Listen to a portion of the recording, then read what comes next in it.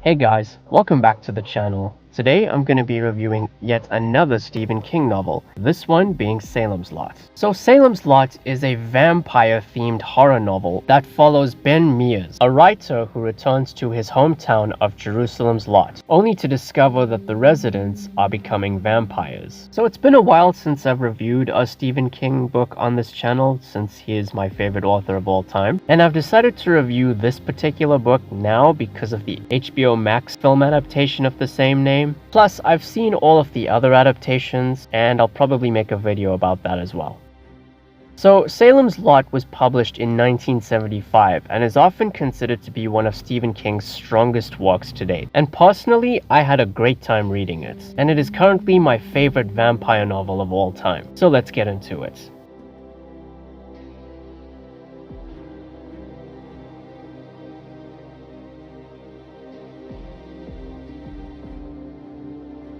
So first of all, I really like the setting of Jerusalem's Lot, or as it's also known, Salem's Lot. It's a small New England town set in Maine, which is where Stephen King likes to set most of his stories, and one that slowly begins to feel like a living, breathing character of its own the more you read of the story. And even the genre stuff is pretty cool. You know, the book is like a mix of familiar vampire tropes found in other books like Dracula, and the aesthetics of your typical Alfred Hitchcockian type of story. So yeah, if you like vampires, and to an extent if you like haunted house type environments, this book will have you covered on both fronts. The book also has some of Stephen King's most memorable characters. First of all, you have Ben Mears, the main protagonist. Ben is a writer who returns to his hometown of Jerusalem's Lot in an effort to write his next novel. It's been 25 years since he left the town, and the inspiration behind his next book comes from the Marston house, a house that he had a bad childhood experience with.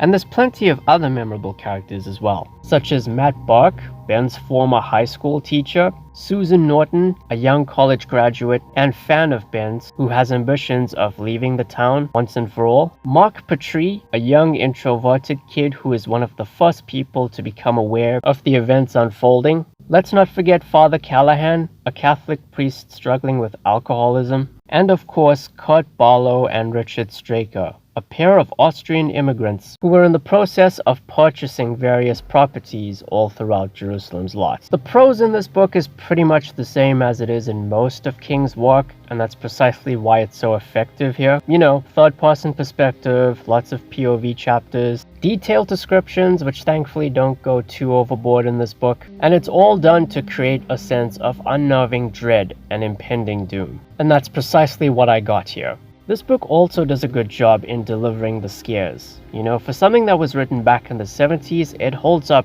pretty well today, focusing heavily on build-up, dread, and not relying on jump scares. And for further context, there's at least two iconic scenes that really come to a lot of people's minds. That being the graveyard scene, and of course, the window scene. There's definitely some thought-provoking themes in here as well, such as confronting the past, good versus evil, mortality and the threat of death, as well as isolation, given that this is a town isolated from the rest of the world. And as for the ending, it was definitely satisfying, but also a tad bit haunting and bittersweet, as it wasn't necessarily your typical happily ever after style ending.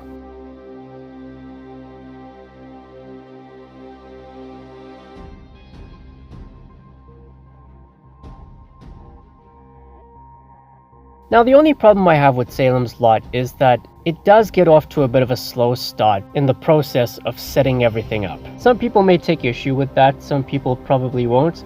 Either way, this is still an excellent read.